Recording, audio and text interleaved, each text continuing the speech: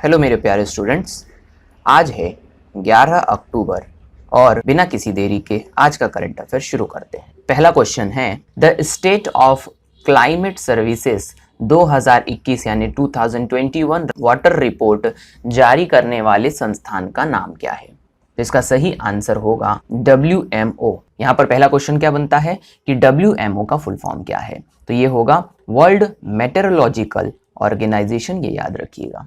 अगला इसी से रिलेटेड क्वेश्चन क्या होगा, WMO का मुख्यालय कहां पर स्थित है? इसका सही आंसर होगा जिनेवा, स्विट्जरलैंड। अगला क्वेश्चन इससे रिलेटेड क्या बन सकता है, WMO की स्थापना किस वर्ष की गई थी? तो इसका सही आंसर होगा 23 मार्च 1950। यहाँ पर 1950 आएगा, याद रखिएगा, 23 मार्च 1950। आगे बढ़ते हैं, विश्व मौसम विज्ञान दिवस कब मनाया जाता है? तो ये इसी के स्थापना दिवस की तारीख पर यानी 23 मार्च को मनाया जाता है। तो ये सारे के सारे इससे रिलेटेड क्वेश्चंस जो हैं वो मैंने आपको बता दिए। आगे बढ़ते हैं, नेक्स्ट क्वेश्चन करते हैं।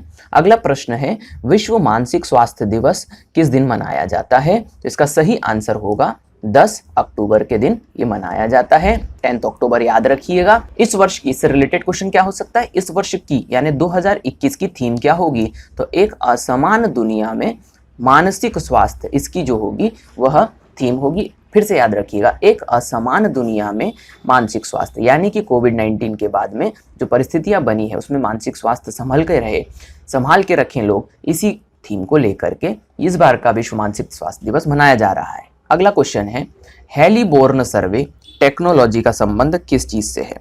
तो इसका सही आंसर आएगा भूजल प्रबंधन। भूजल प्रबंधन इसका सही आंसर आएगा। तो ध्यान से समझिए, इससे रिलेटेड चीज हम समझ लेते हैं कि ये हुआ कहाँ यहाँ पर। तो भारत सरकार के द्वारा फिलहाल के तौर पर गुजरात, राजस्थान, पंजाब, हरियाणा क्षेत्र, जिन जिन जगहों को मैंने इंगित किया है वह है गुजरात, राजस्थान, पंजाब और हरियाणा। इन क्षेत्रों में फिलहाल के तौर पर भारत सरकार भूजल यानी कि भूमि के अंदर स्थित जल के स्तर को चेक करने के लिए एक टेक्नोलॉजी का सहारा ले रही है, जिसे हेलीबोर्न सर्वे टेक्नोलॉजी कहा जाता है। तो ये बात आप याद रखिएगा।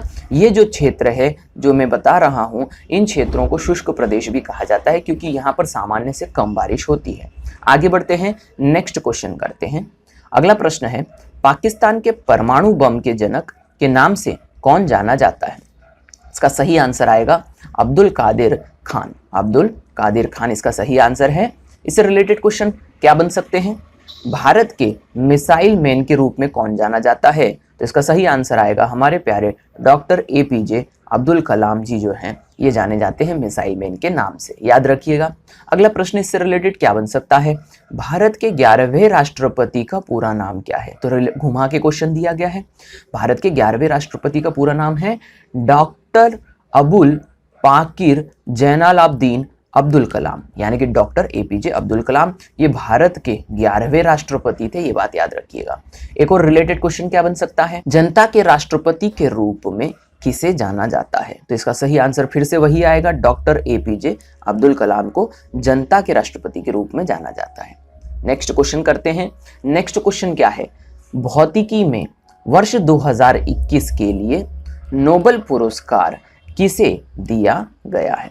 तो यहाँ पर सही आंसर आएगा ऑप्शन C, क्यूकुरो मानेबे, क्लाउस हेल्समैन और जियोर्जिया पेरिस। आप फोटो में देख सकते हैं, पहले स्थान पर हैं क्यूकुरो मोनेबे, अगले स्थान पर हैं क्लाउस हेल्समैन और तीसरे स्थान पर हैं जियोर्जियो पेरिस।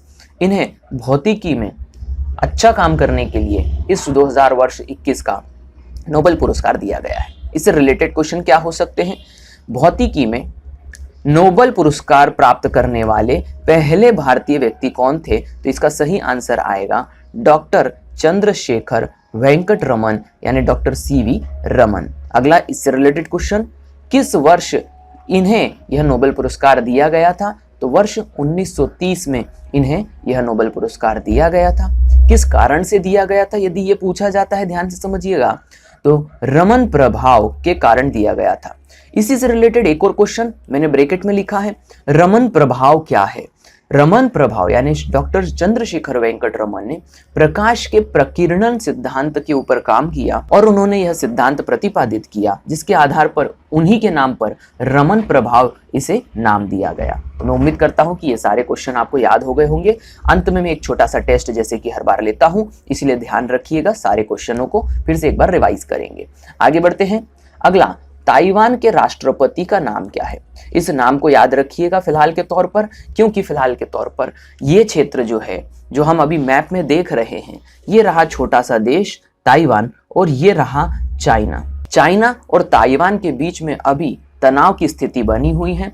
क्यों बनी हुई है, ध्यान से समझ लेते हैं। देखिए, जो ताइवान है छोटा सा देश, चाइना ये मानता है कि यह देश भी जो है उसी के देश का हिस्सा है, यानी कि वह इसे स्वतंत्र देश नहीं मानता, जबकि ताइवान का एक अपना पुराना इतिहास है जिसके आधार पर ताइवान अपने आप को स्वतंत्र देश मानता है। अब इसी चीज का संघर्ष जो है इन दोनों देशों में चल रहा है वर्तमान में, और इसीलिए ताइवान के राष्ट्रपति का नाम जो है वो पूछा जा सकता है। तो आप इसका सही आंसर दीजिएगा। सही आंसर है साई इंग वैंग। साई इंग वैंग इसका सही आंसर होगा, ये बात आप याद रखिएगा। आगे बढ़ते हैं। इसी से रिलेटेड क्वेश्चन क्या बन सकता है कि ताइवान की राजधानी का नाम क्या है? तो इसका सही आंसर होगा ताइपे। ताइपे ताइवान की राजधानी है। आगे बढ़ते हैं। ताइवान की मुद्रा का नाम क्या है? तो याद रखिएगा new Taiwan dollar. New Taiwan dollar जो है वो ताइवान की मुद्रा का नाम है। आगे बढ़ते हैं, अगला क्वेश्चन करते हैं। इनमें से कौन क्वाड संगठन का सदस्य है? अब देखिए, आपको ये जो संगठन है इसका नाम अभी बहुत कुछ सुनने में आएगा, इसलिए इस पर भी प्रश्न बनने की संभावना है। हर दूसरे दिन इस संगठन का नाम आ रहा है। क्यों आ रहा है? क्योंकि अभी वर्तमान में अमेरिका और चाइना के बीच में संघर्ष चल रहा है ताइवान को लेकर के, और क्वाड का संबंध किससे है, इस पर प्रश्न आधारित है। तो इनमें से कौन क्वाड संगठन का सदस्य है पूछा गया है। तो ऑस्ट्रेलिया, भारत, अमेरिका। तो इसका सही आंसर आएगा ये सभी जो हैं वो क्वाड संगठन का सदस्य हैं, और उसमें एक और देश का नाम जो है आप लिख लीजिएगा अपने नोट्स में, वो है जापान। जापान भी इसी का सदस्य है। इस प्रकार से ऑस्ट्रेलिया, भारत, अमेरिका और जापान मिलकर के क्वाड संगठन बनाते हैं। एक और प्रश्न रिलेटेड क्या हो सकता है कि क्वाड का पूरा नाम क्या है? तो क्वाड का पूरा नाम है क्वाड्रिलेटरल सिक्योरिटी डायलॉग। याद रखिएगा, क्वाड्रिलेटरल सिक्योरिटी डायलॉग। आगे इसी से रिलेटेड प्रश्न क्या है कि क्वाड की स्थापना कब की गई थी? तो इसका सही आंसर होगा वर्ष 2007 में। जापान के प्रधानमंत्री शिंजो अबे जो है उन्होंने इसका शुरुआत किया था, और 4 देशों ने मिलकर के फिर क्वाड संगठन 2007 में बनाया था। उम्मीद करता हूं याद हो गया होगा। आगे बढ़ते हैं।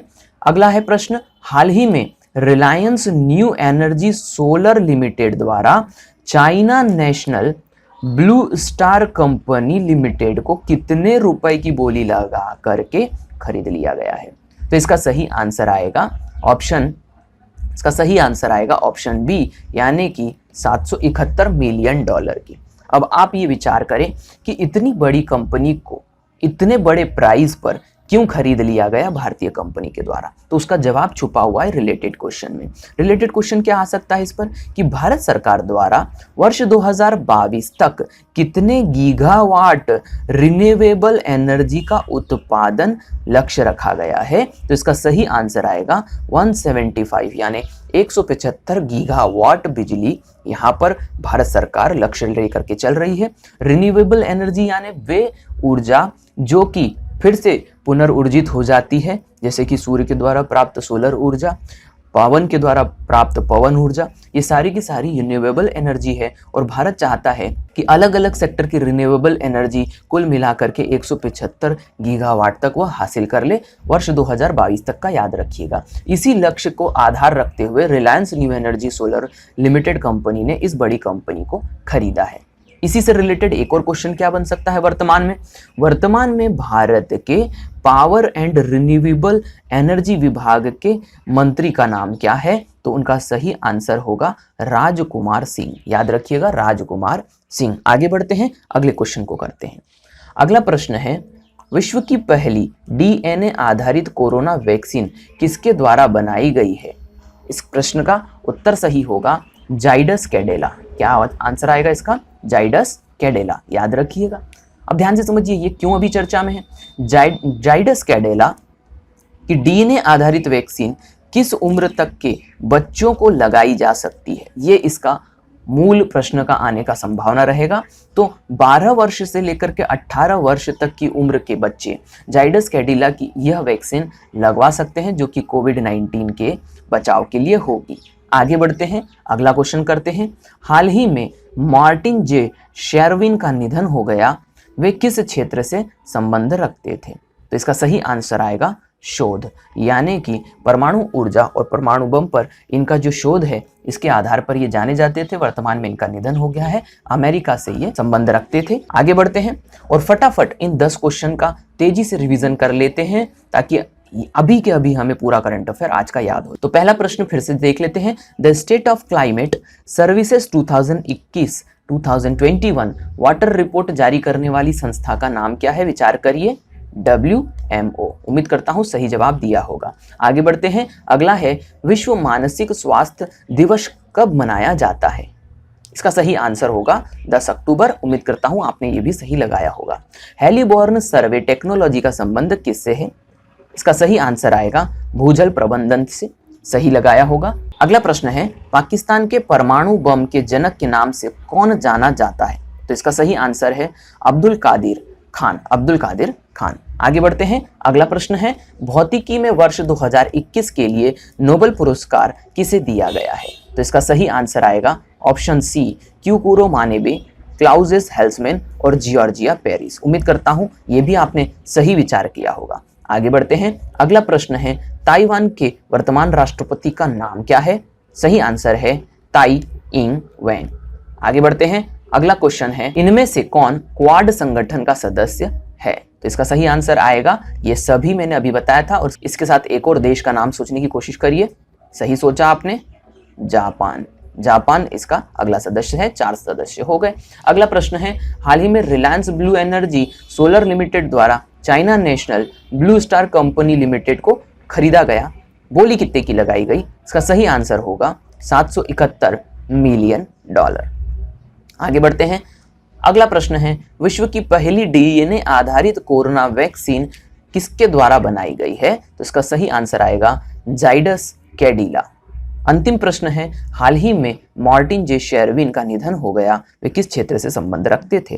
इसका सही आंसर आएगा शोध। मैं उम्मीद करता हूं 10 के 10 आप लोगों ने सभी आंसर सही दिए होंगे। कमेंट बॉक्स में जरूर लिखिए। यदि आपने अभी तक इस चैनल को सब्सक्राइब नहीं किया है तो सब्सक्राइब कर दीजिए ताकि आपको नए से नए वीडियो मिल सके।